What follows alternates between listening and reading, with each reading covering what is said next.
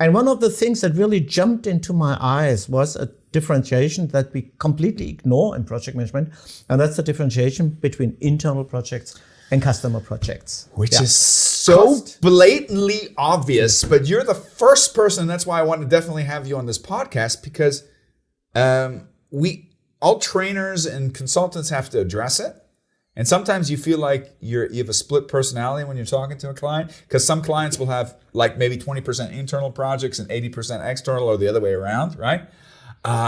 Some have no customer projects at all. It's just internal. Everything what they do is internal. Yeah. And there is a significant difference. On one side, on the internal project, the project manager manages a cost center, and in a customer project, the project manager manages a profit center. I say, if you look at the classical lineup, whether it's agile or waterfall, if you look at the classical waterfall setup of having a project manager, having a sponsor, having a core team, having internal end users, that's all internal. And if you have an external project, you can just not quite, but almost multiply that times 2 plus a salesperson. And a decision, purchasing person on the other side, and a procurement department that's getting on your nerves, and payment modularity, and a contract, and a contract, a contract. That's one of the big big thing is the aspect of who's selling the project if it's an external project, right? Absolutely, because there is a statement. Kirsner made a statement in one of his books. We don't have over-the-fence projects anymore. Over-the-fence means you have a department that makes a phase in a project. When they are finished, they throw the project over the fence. There's the next department. They do the next. Since when does that not exist still? He said it's no more existing. Okay, just because he wishes it doesn't mean it doesn't. It's in one of his books. Yeah. And I found... then I take it back. I found a company going bankrupt on that, by the way. Yeah, I had almost a customer. I didn't work for them then in the end because it doesn't make sense. Yeah, but they went bankrupt on that. No, but the interesting thing is in customer projects, you still find it because you have people who, in former times we said a salesperson. Today we call it business development. It's in essence the same thing. So you have customer relations manager, or there's all sorts of different names. Yeah, that's different. Yeah. You have the business. I think that the most common term we have today is business development, and then we have delivery, which is also a strange word for that. Yeah, it's the project itself. So you have two people, you have two phases, if you like.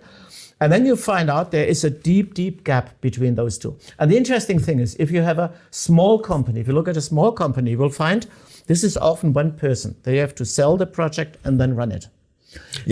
Which is actually to their advantage. Which I think is the much, much better approach, because someone has the total understanding, the total responsibility, accountability for the project from the first contact with the customer to the last payment. Well, the biggest issue that the PMBOK always kind of conservatively and diplomatically discussed is the concept. It used to be called project management lifecycle. Now it's called project management process groups.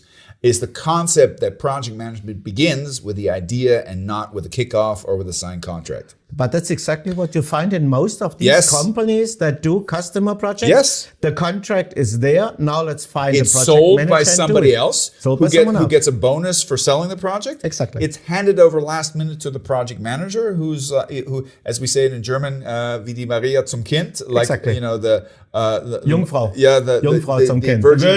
The Virgin Mary gets Jesus type thing. Talk about throwing across the fence. Exactly. And actually what the PMBOK guide has always tried to promote is that project management doesn't begin with a kickoff. It begins with the idea. Maybe not with the first idea, but with some formalized version of the idea. But there's a problem. It ignores customer projects anyway. They don't turn up. It turns up in the 6th edition because there was actually a reviewer more than an author who said, we cannot fully exclude it. At least one statement must be there. At least. So let's. So what you've done, and this might sound silly, but etymologically, based on the concept of words have power.